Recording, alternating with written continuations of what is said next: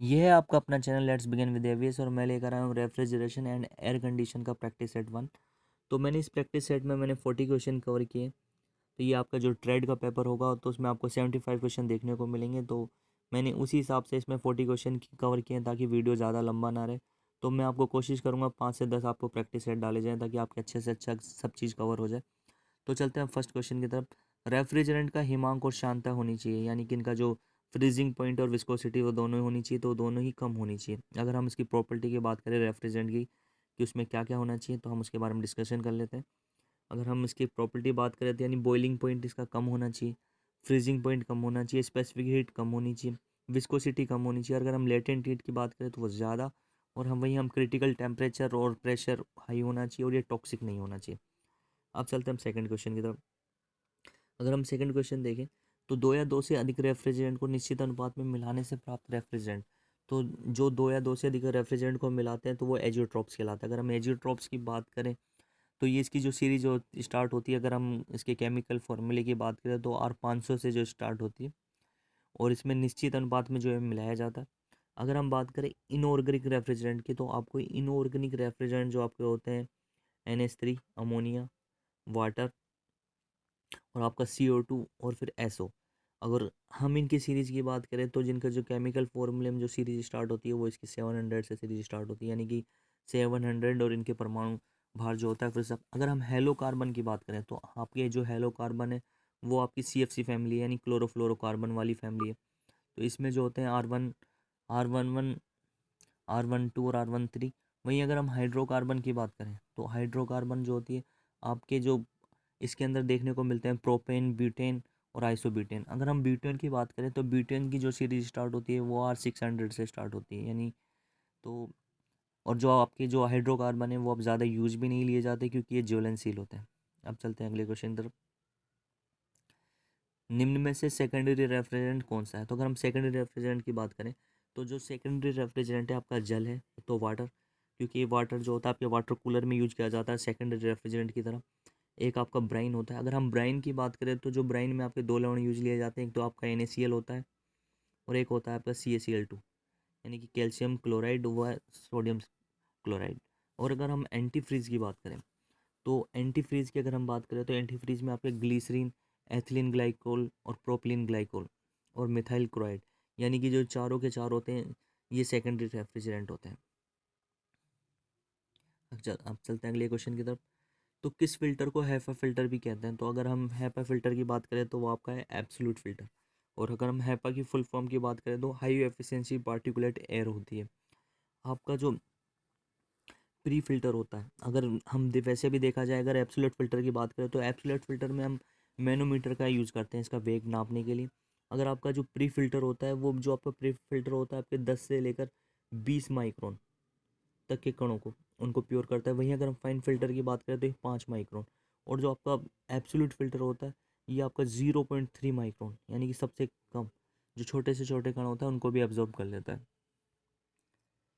वहीं हम अगले क्वेश्चन को देखते हैं। HVAC सिस्टम में निम्न में से कौन सी कोयल लगी होती है? तो जो HVAC सिस्टम होता है उसमें हीटिंग कोयल और कूलिंग कोयल दोनों ही लगी रहती है। और ये जो HVAC सिस्टम होता है ये आपका कॉमर्शियल, जो जितने भी कॉमर्शियल ऐसे प्लांट होते हैं उनमें यूज़ किया जाता है। अगर हम इसकी फुल फॉर्म की बात करें तो इसकी फुल फॉर्म होती है heating, ventilation, air and condition. अब चलते हैं अगले क्वेश्चन की तरफ। चिल्ड पाइपलाइन किस पदार्थ से बनी होती है? तो अगर आपकी बात करें चिल्ड पाइपलाइन किस पदार्थ से बनी होती है तो चिल्ड पाइपलाइन होती है जो आपके PVC, नरम इस्पात और गैल्वेनाइज्ड आयरन तीनों ही पदार्थों की बनी होती है। लेकिन जो आपको पता है PVC, जो PVC आपका होता है पॉलीवाइनिल क्लोराइड होता है, वो जो कम दाब व कम रेफ्रिजरेंट की स्थिति में प्रयोग किया जाता है, जो कम रेफ्रिजरेंट को ही फ्लो कर पाता है और लो प्रेशर पे। वहीं अगर हम नरम इस्पात की बात करें तो ये जो उच्च दाब, जो हाई प्रेशर होता है और जो रेफ्रिजरेंट को ज़्यादा से ज़्यादा मात्रा में फ़्लो करा पाता है, तो हम ज़्यादा चिल्ड पाइपलाइन जो बनाते हैं आपकी, तो वो नरम इस्पात की बनाते हैं। क्योंकि आपको पता है चिल्ड पाइपलाइन में क्या होता है कि जो रेफ्रिजरेंट होता है आपके, जो सेकेंडरी रेफ्रिजरेंट होते हैं उनको फ्लो कराया जाता है। अब चलते हैं अगले वाले क्वेश्चन की तरफ। एयर कंडीशनिंग के अंतर्गत जल वाष्प या नमी बढ़ाने की मात्रा क्या कहलाती है? तो जल वाष्प या नमी बढ़ाने की मात्रा है वो आपकी कहलाती है ह्यूमिडिफायर। और वहीं अगर आपकी जो नमी को घटाने का जो काम किया जाता है वो डिह्यूमिडिफायर से किया जाता है। किस तापमान पर वायु में उपस्थित नमी कंडेंस होना प्रारंभ कर देती है? तो वो है आपका ओसांग तापमान। यानी ओसांग तापमान को हम बोले तो ड्यू पॉइंट टेम्परेचर होता है आपका डीपीटी, तो उसे ओसांग तापमान कहते हैं। वहीं अगर हम ओसांग अवनमन तापमान की बात करें तो जो आपका ड्राई बल्ब टेम्परेचर होता है डीबीटी, और वो डीपीटी का जो डिफरेंस होता है, यानी कि डीबीटी और ड्राई बल्ब टेम्परेचर और डीपीटी का जो डिफरेंस होता है वही आपका ओसांग अवनमन होता है।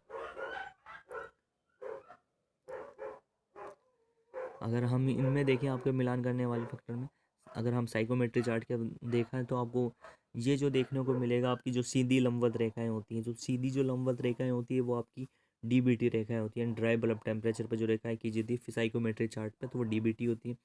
वहीं अगर हम समान इस अगर हम यहाँ पर बात करें कि कर्व रेखाएं, तो कर्व रेखाएं कौन सी होती है? तो कर्व रेखाएं होती है आपकी रिलेटिव ह्यूमिडिटी, यानी कि आपेक्षिक जो आर्द्रता होती है आपकी, उसकी होती है। वहीं आपकी जो सीधी समांतर रेखाएं होती हैं आपकी, जो इसमें आपको जो आंसर आपको जो देखने को मिलेगा, यानी कि आपका आप इसी से लगा सकते हो अंदाज़ा कि जो इसका आंसर होगा आपका, ये आपका आंसर होगा ए। वहीं जो इसकी जो सीधी समांतर होती है वो ड्यूपीटी रेखाएं होती हैं, ड्यू पॉइंट टेम्परेचर वाली रेखाएं। वहीं हम तिरछी रेखा बात करें तो वो वेट बल्ब टेम्परेचर की रेखाएं होती हैं। सेंट्रल एसी में डीएक्स सिस्टम का क्या अर्थ है? अगर हम सेंट्रल एसी की बात करें तो सेंट्रल एसी में जो डीएक्स सिस्टम का अर्थ है वो है डायरेक्ट सिस्टम से है। जो डायरेक्ट सिस्टम आपका होता है, तो उस डायरेक्ट सिस्टम में होता क्या है कि आपकी जो वायु जो होती है आपकी सीधी कूलिंग कोइल पर भेजी जाती है वायु को, तो उसी से जो आपका रेफ्रिजरेंट होता है वो ठंडा होता है। वहीं अगर हम इनडायरेक्ट सिस्टम की बात करें तो इनडायरेक्ट सिस्टम में होता क्या है कि आपका जो प्राइमरी रेफ्रिजरेंट होता है, तो उसका काम जो होता है कि आपकी जो सेकेंडरी रेफ्रिजरेंट को पहले वो ठंडा करता है, तब जाकर जो होता है सेकेंडरी रेफ्रिजरेंट होता है वो फ्लो होता है। फिर उसी के बाद उसमें अब चलते हैं अगले क्वेश्चन की तरफ। दो डक लाइनों को समकोण पर जोड़ने के लिए किसका प्रयोग किया जाता है? अगर हम दो डक लाइनों की बात करें तो इसका आंसर होगा स्टेक एल्बो। वहीं अगर हम डक जॉइंट की बात करें तो डक जॉइंट होता है वो जो आपकी एयर होती है डक्टों में, तो उनको दो भागों में डिवाइडेशन करने का काम करती है। वहीं रूफ एग्जॉस्ट फैन की बात करें तो रूफ एग्जॉस्ट फैन वो होते हैं जिनको आप कॉमर्शियल बड़े बड़े प्लांटों कारखानों में यूज़ किया जाता है। जो आपकी जो रिटर्न एयर होती है उसको बाहर निकालने के लिए रूफ एग्जॉस्ट फैन का इस्तेमाल किया जाता है। अगला क्वेश्चन, किस पदार्थ से बनी डक्ट उच्च ध्वनि की अवशोषक होती है? तो जो आपकी उच्च ध्वनि की जो अवशोषक होती है वो है आपकी फाइबर ग्लास, यानी फाइबर ग्लास से जो बनी डक्ट होती है जो आपकी ध्वनि को अवशोषक कर लेती है। वहीं हम बात करें पॉलीयूरेथेन यानी पीओपी, इसको पीओएफ के नाम से जाना जाता है, पॉलीयूरेथेन फोम। अगर हम इसकी बात करें पॉलीयूरेथेन फोम की, तो ये आपकी जो आपको देखेगा इसमें आपको इंसुलेशन की कोई ज़रूरत नहीं होती क्योंकि ये आपकी इंसुलेटेड होती है और इसी को हमेशा उच्च श्रेणी में रखा जाता है। वहीं हम लचीली डक्ट, ये आपसे सबसे ज़्यादा पूछा जाता है कि लचीली डक्ट को किस नाम से जाना जाता है? तो लचीली डक्ट को जो जाना जाता है वो फ्लेक्स के नाम से जाना जाता है। अब चलते हैं अगले क्वेश्चन की तरफ। सर्वाधिक ध्वनि किस डक्ट से उत्पन्न होती है? तो आपकी जो सर्वाधिक ध्वनि है वो जो उत्पन्न होती है वो आपकी फ्री फैब्रिकेटेड डक्ट से। और जो आपकी सबसे अच्छी डक्ट होती है वो रिजिड डक्ट होती है जो एस्बेस्टोस धातु से मिलकर बनाई जाती है। वहीं अगर हम फ्री फैब्रिकेटेड धातु की बात करें तो इसमें जो ध्वनि जो तेज होती है, तो उसको जो ध्वनि को कम करने के लिए इसके अंदर जो यूज़ किया जाता है वो कैनवास और एस्बेस्टोस टेप का यूज़ किया जाता है, जिससे उसकी पूरी ध्वनि को जो अवशोषक कर लेते हैं।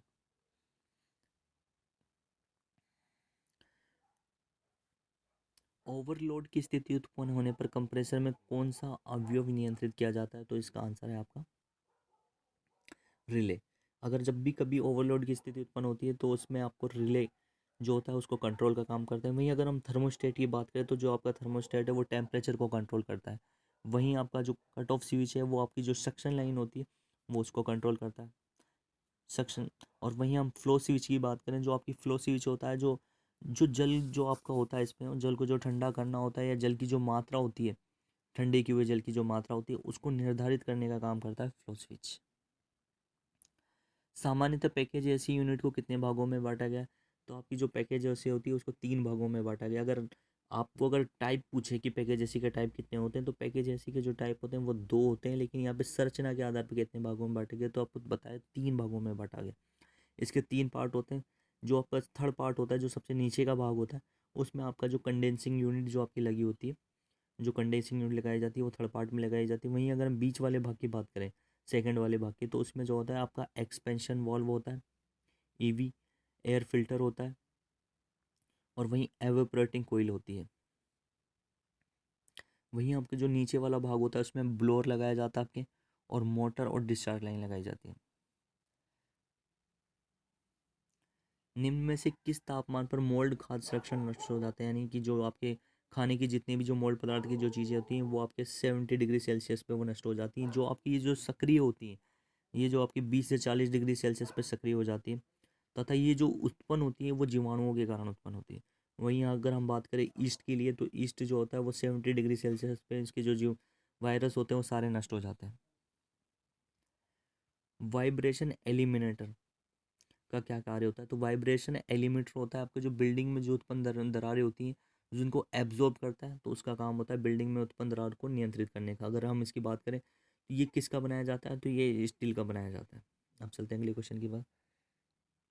ग्रोसरी कैबिनेट को किस नाम से जाना जाता है? तो आपका जो ग्रोसरी कैबिनेट है वो आपको रीच रीच इन कैबिनेट के नाम से जाना जाता है, क्योंकि ग्रोसरी कैबिनेट वो होता है जिसमें आपके जो आपके घरेलू रेफ्रिजरेटर होते हैं, उनसे तो आपके जो जितने भी खाद्य पदार्थ होते हैं उनकी संग्रहण करने की जो क्षमता होती है वो उनसे तो ज़्यादा होती है, लेकिन उनसे थोड़ी बहुत ही ज़्यादा होती है, तो उनको जो खाद्य पदार्थों को संरक्षित किया जाता है उसे हम ग्रोसरी कैबिनेट में जो आपका रीच इन कैबिनेट बोला जाता है। अब चलते हैं हम अगले क्वेश्चन की तरफ। तो आपका जो वीसीआरसी साइकिल है, तो वीसीआरसी साइकिल में आपको जो दिया हुआ है कि हाई प्रेशर वास्प होती हैं, हाई प्रेशर लिक्विड लाइन होती हैं, low pressure vapour wasp line होती हैं, वो आपकी कहाँ लगी होती हैं? तो मैं आपको समझा देता हूँ कि जो आपकी हाई प्रेशर वास्प, जैसे हम वीसीआरसी का जो डायग्राम बनाते हैं, जो भी फ्लो करते हैं, तो हम हाई प्रेशर वास्प हमें देखने को मिलती है कि वो आपकी कहाँ से निकलती है। वो जो होती है हाई प्रेशर वास्प, पहले मैं आपको ये बता देता हूँ कि ये जो डिस्चार्ज लाइन और सक्शन लाइन और लिक्विड लाइन ये कहाँ लगी रहती है, फिर आपको समझने में अच्छा होगा। वहीं अगर हम डिस्चार्ज लाइन की बात करें, तो डिस्चार्ज लाइन जो आपकी लगी होती है वो लगी होती है कंप्रेशर और कंडेंसर के बीच में लगी होती है। वहीं हम बात करें लिक्विड लाइन की, तो लिक्विड लाइन जो आती है आपकी कंडेंसर या रिसीवर के मध्य बीच में, कंडेंसर और रिसीवर, यानी कि एक तरफ कंडेंसर लगा होता है, वहीं एक तरफ एक्सपेंशन या एवोपरेटर वॉल्व लगा होता है। वहीं तीसरी आपकी सक्शन लाइन। अगर हम सक्शन लाइन की बात करें तो सक्शन लाइन जो होती है आपकी एवोपरेटर और कंप्रेसर के मध्य लगाई जाती है। तो आपके जब भी आपसे पूछेगा कि भाई हाई प्रेशर वास्प, अगर हाई प्रेशर वास्प की बात करें, तो हाई प्रेशर वास्प जो निकलती है आपके डिस्चार्ज लाइन से, यानी कंप्रेसर से जो निकली जाती है वही आपकी हाई प्रेशर वास्प होती है। वहीं हम हाई प्रेशर लिक्विड की बात करें, तो हाई प्रेशर लिक्विड की बात करें तो आपकी लिक्विड लाइन से निकलता है। वहीं हम लो प्रेशर वास्प यानी कि हमारी जो सक्शन लाइन होती है उनसे निकलते हैं, यानी कि इसका आंसर होगा आपका डी। अब चलते हैं अगले क्वेश्चन की तरफ। एब्जॉर्प्शन रेफ्रिजरेशन प्रणाली में कौन सा भाग आवश्यक नहीं होता है? तो कौन सा इसमें जो आवश्यक नहीं होता है वो है आपका कंप्रेसर। और आपके जो तीनों भाग हैं, एब्जॉर्बर, कंडेंसर और जनरेटर, तीनों भाग ही आपके इंपॉर्टेंट होते हैं। अब इसमें आपको देखने को मिलेगा, मिलान कीजिए।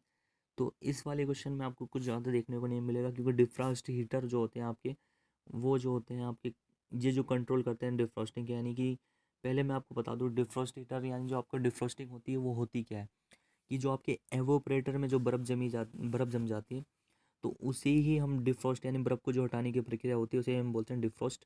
और वहीं जो फ्रॉस्ट फ्री आते हैं आजकल, जो रेफ्रिजरेटर चलते हैं फ्रॉस्ट फ्री रेफ्रिजरेटर, तो आपके जो डबल डोर और ट्रिपल डोर फ्रीज हैं वो आपके फ्रॉस्ट फ्री रेफ्रिजरेटर कहलाते हैं।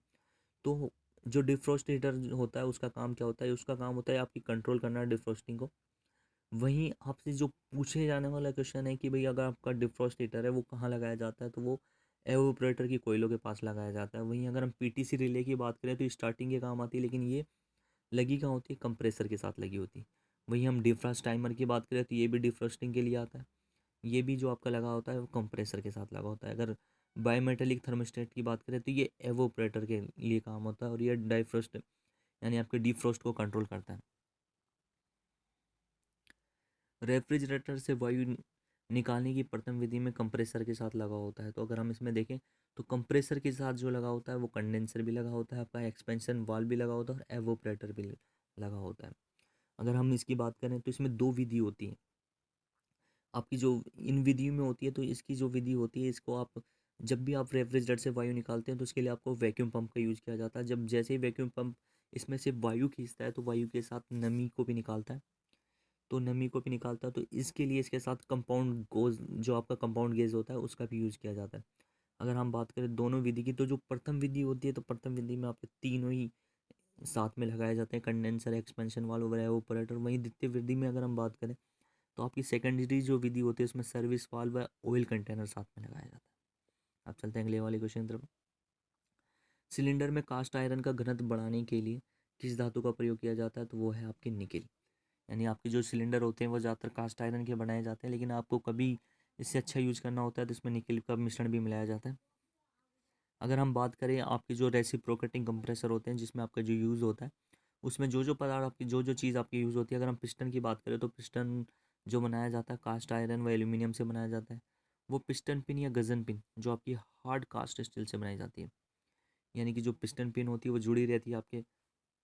अगर हम बात करें क्रैंक शाफ्ट की तो वो कास्ट आयरन तथा या फोर्ज स्टील से बनाया जाता है। वहीं कनेक्टिंग रोड होती है आपकी एल्यूमिनियम, ब्रांज या कास्ट आयरन से। वहीं हम बियरिंग की बात करें तो बियरिंग जो आपकी बनाई जाती है वो ब्रोंज से बनाई जाती है और फ्लाई व्हील आपकी कास्ट आयरन से। अब चलते हैं अगले क्वेश्चन की तरफ। कौन से भाग कंप्रेसर से प्रेशर निकालता है? तो कंप्रेसर से जो प्रेशर निकालता है वो है आपकी डिस्चार्ज लाइन। क्योंकि जो आपकी डिस्चार्ज लाइन होती है वो जो आपकी डिस्चार्ज लाइन होती है वो कंप्रेसर और कंडेंसर के बीच में लगाई जाती है। जो कंप्रेसर से जो प्रेशर निकलता है वो हाई प्रेशर निकलता है। तो जो आपका प्रेशर निकालता है वो डिस्चार्ज लाइन निकालती है। अब चलते हैं अगले क्वेश्चन की तरफ। रेफ्रिजरेशन प्रणाली में कंडेंसर के अंदर रेफ्रिजरेंट की परत का जमना क्या कहलाता है? तो जो रेफ्रिजरेंट की जो परत जमती है वो कहलाती है आपकी स्केलिंग। वहीं अगर हम डिस्केलिंग की बात करें, जो रेफ्रिजरेंट की परतों को, अवक्षेपों को हटाने का जो काम करता है वो आपकी डिस्केलिंग कहलाती है। अगर हम बात करें चौक की, तो जो आपके धूल या मिट्टी के जो कण जम जाते हैं वही आपकी चौकिंग कहलाती है। किस प्रकार के तरल रिसीवर में इनलेट व आउटलेट वाल्व एक ही पोर्ट पर लगे होते हैं? तो आपका जो वो है वो सर्ज टाइप रिसीवर होता है जिसमें इनलेट पोर्ट और आउटलेट पोर्ट एक ही पे लगे होते हैं। वहीं अगर हम थ्रो टाइप रिसीवर की बात करें तो इसमें इनलेट व आउटलेट दोनों ही अलग अलग लगे होते हैं। अमोनिया निम्न में से किस धातु पर जंग का प्रभाव डालती है? तो आपकी जो अमोनिया है वो आपकी तांबा और पीतल दोनों में ही प्रभाव डालती है। क्योंकि अमोनिया होती है जिसमें हाइड्रोजन और आपके नाइट्रोजन का मिश्रण होता है, तो इसमें थोड़ी सी नमी आ जाती है। इस वजह से आपकी जो इसकी जो रेफ्रिजरेंट की जो पाइप बनाए जाते हैं वो आपके स्टील के पाइप बनाए जाते हैं, नहीं तो ये दोनों पर ही इफेक्ट डालती है। तो आपका आंसर होगा डी। और आपको बता दूं अमोनिया जो आपका रेफ्रिजरेंट है वो आपका इनऑर्गेनिक रेफ्रिजरेंट है, और जो आपकी सीरीज स्टार्ट होती है वो R700 से स्टार्ट होती है। अगर हम इसकी बात करें अमोनिया की तो R717 जिसका होता है।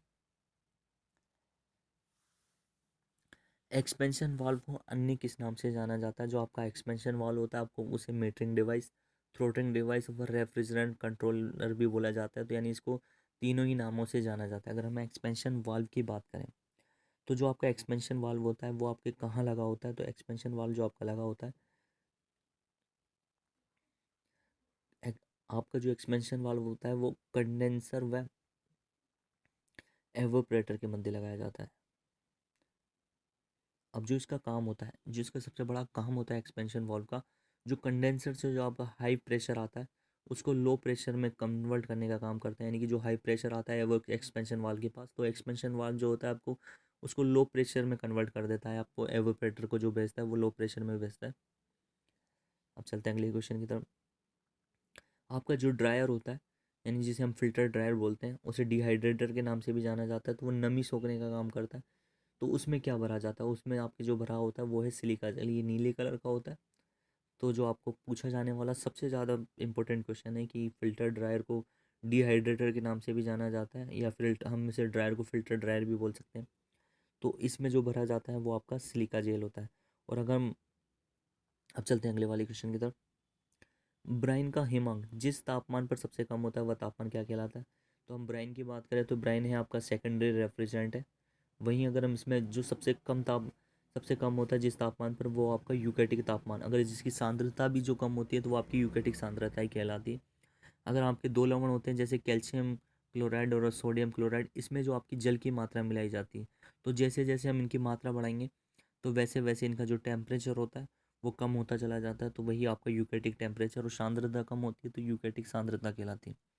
वहीं हम बात करें कैल्शियम क्लोराइड की, तो कैल्शियम क्लोराइड का जो मिनिमम टेम्परेचर होता है जो ब्राइन के तौर पे कैल्शियम क्लोराइड ब्राइन जो -51 डिग्री सेल्सियस होता है। वहीं अगर सोडियम क्लोराइड की बात करें तो ये आपका 21.1 डिग्री सेल्सियस होता है।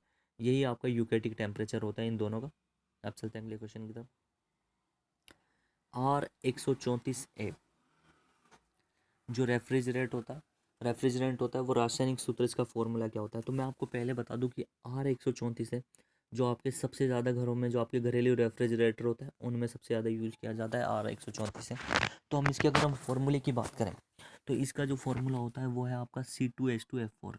यानी अगर हम इसके नामकरण की बात करें तो इसका नामकरण जो आपका होता है वो होता है टेट्राफ्लोरोएथेन। इसका नामकरण होता है टेट्राफ्लोरोएथेन। वहीं हम बात करें C4H10 की तो ये आपका जो होता है C4H10 ये होता है ब्यूटेन। इसकी जो सीरीज स्टार्ट होती है वो R600 से स्टार्ट होती है। वहीं हम बात करें CFCl3 की तो ये होते हैं आपके CFC फैमिली वाली होती है, यानी क्लोरोफ्लोरोकार्बन वाली। तो अगर हम इसकी बात करें CFCl3 की तो ये आपकी जो स्टार्टिंग होती है वो R11 से स्टार्ट होती है। वहीं अगर हम इसके नामकरण की बात करें तो इसका नामकरण होता है ट्राईक्लोरो मोनोफ्लोरोमेथेन। वहीं हम बात करें CF2Cl2 की तो इसकी जो सीरीज होती है वो होती है R12। और हम इसके नामकरण की बात करें तो इसका नामकरण होता है डाईफ्लोरोमेथेन। अब चलते हैं अगले क्वेश्चन की तरफ। एक्सपेंडेड पॉलीस्टीरीन के नाम से किस इंसुलेट पदार्थ को जाना जाता है? तो एक्सपेंडेड जो पॉलीस्टीरीन के नाम से जाना जाता है तो वो है आपका थर्मोकोल। अगर हम थर्मोकोल की बात करें तो ये आपका आर्टिफिशियल में जो होता है आपका आर्टिफिशियल मटेरियल इंसुलेटेड मटेरियल होता है। वहीं हम बात करें सेलोटॉक्स की तो ये सेलोटेक्स होता है वो भी आर्टिफिशियल होता है। वहीं बात करें हम कोपक की तो कोपक भी आपका आर्टिफिशियल होता है। अगर हम सेलोटेक्स की बात करें तो ये जो गन्ने के छिलके होते हैं उनको गलाकर बनाया जाता है। वहीं कोपक जो होता है आपके कोपक के वृक्ष से प्राप्त किया जाता है। कोक बोर्ड जो होता है आपका ये आपका वो होता है नेचुरल होता है। अब चलते हैं अगले क्वेश्चन की तरफ।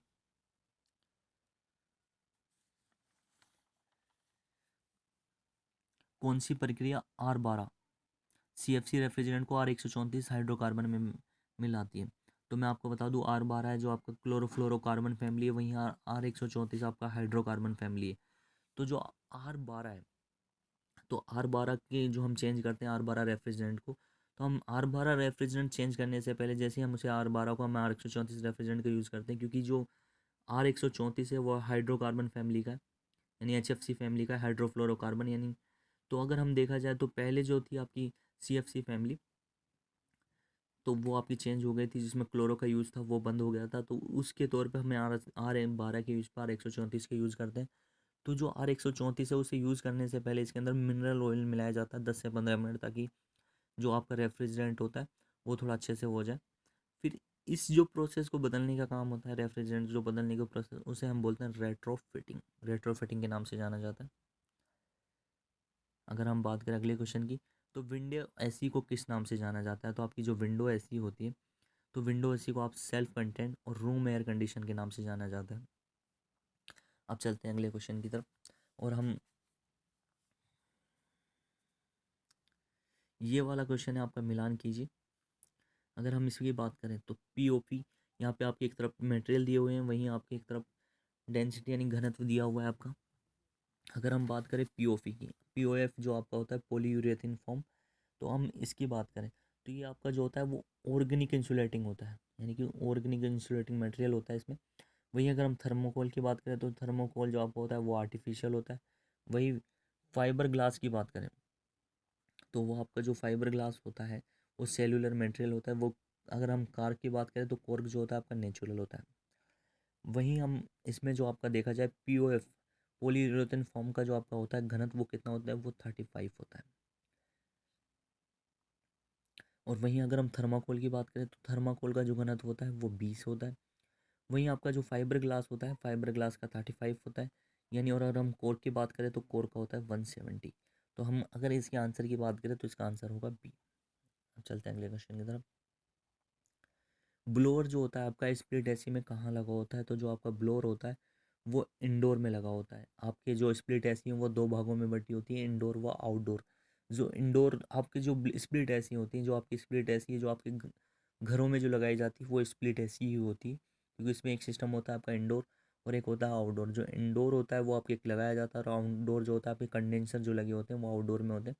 अगर हम बात करें इंडोर में क्या क्या लगा होता है, इंडोर में आपके देखा तो एवोपरेटर लगा होता है, ब्लोअर और फिल्टर लगा होता है। वहीं अगर हम आउटडोर की बात करें तो आउटडोर आपको देखने को मिलेगा कंप्रेसर, कंडेंसर, एक्सपेंशन वाल और कैपिलरी ट्यूब, ये लगाई जाती है। अब चलते हैं अगले क्वेश्चन की तरफ। तो कैपिलरी ट्यूब में कौन सी गैस भरी होती है? अगर हम कैपिलरी ट्यूब की बात करें तो कैपिलरी ट्यूब में आपके कार्बन डाइऑक्साइड होता है। और कैपिलरी ट्यूब में ही आपको देखने को मिलेगा, वहाँ पर कैपिलरी ट्यूब में स्ट्रेनर का भी यूज़ किया जाता है। जो आपके स्ट्रेनर होता है उसमें एक छोटा सा स्ट्रेनर लगाया जाता है कैपिलरी ट्यूब में। तो उसका काम होता है कि जो धूल के कण होते हैं, मिट्टी के कण, उनको हटाने का काम करता है। वहीं अगर हम बात करें कि कैपिलरी ट्यूब आपकी लगी कहाँ होती है, तो कैपिलरी ट्यूब जो लगी होती है वो आपकी कंडेंसर व एवोपरेटर दोनों के मध्य लगी होती है आपकी कैपिलरी ट्यूब। अब चलते हैं अगले क्वेश्चन की तरफ। कार एसी में कौन सा कंप्रेसर का प्रयोग किया जाता है? अगर हम कार एसी की बात करें तो कार एसी में जो आपका कंप्रेसर यूज किया जाता है वो आपका रेसिप्रोकेटिंग कंप्रेसर यूज किया जाता है। ठोस पीतल को काटने के लिए हेक्सा ब्लेड की पिच कितनी रखी जाती है? तो ठोस पीतल को काटने के लिए आपकी जो हेक्सा पिच होती है वो 0.8 mm रखी जाती है। आपकी जो हेक्सा ब्लेड की पिच होती है वो 3 टाइप में आपको हेक्सा ब्लेड की पिच देखने को मिलेगी। यानी कि जो 3 पिच होती है, जो आपकी जो पहली पिच होती है उसे मोटी पिच बोला जाता है, सेकंड को आपको मध्यम पिच होता है, थर्ड पिच को आपको फाइन पिच बोला जाता है। यानी कि जो 0.8 से लेकर 1 के बीच में होती है उसे फाइन पिच बोलते हैं। वहीं 1 से लेकर जो आपके 1.5 के बीच में होती है उसे बोला जाता है मध्यम पिच। वहीं 1.5 से 2 के बीच में होती है उसे बोला जाता है आपकी मोटी पिच। अब चलते हैं अगले क्वेश्चन की तरफ। एक धातु चादर को 90 डिग्री पर सही रूप से मोड़ने के लिए किस टूल का उपयोग किया जाता है? वो है आपका हैचेट स्टेक। अब आपको मैं बता दूं कि हैचेट होता क्या है। हैचेट वो होता है कि जो आपके चादर होते हैं धातु के, उन्हें किसी भी फॉर्मेशन में मोड़ने के लिए जो यूज़ किया जाता है वो हैचेट का यूज़ किया जाता है। तो इसका आंसर होगा हैचेट स्टेक। ये रहा आपके 40 क्वेश्चन। ये आपका एक पहला फर्स्ट प्रैक्टिस सेट है, आप इसको देखें और अच्छे से कवर करें। मैं कोशिश करूँगा जल्दी से जल्दी आपको अच्छे से अच्छा आपका सेकंड या 2 से 5 आपको प्रैक्टिस सेट लेके जाऊँ। और मैं आपको बेसिक इंजीनियरिंग के भी प्रैक्टिस सेट डालूंगा, क्योंकि बेसिक इंजीनियर में आपके 40 क्वेश्चन कवर होंगे। और वो 40 क्वेश्चन जो आपके होंगे वो बेस्ट 40 क्वेश्चन होंगे, यानी कि आपको वो क्वेश्चन रेलवे में शायद आपको देखने को मिले। आपके अच्छे क्वेश्चन आपके होंगे और आपकी वो प्रैक्टिस के लिए होंगे।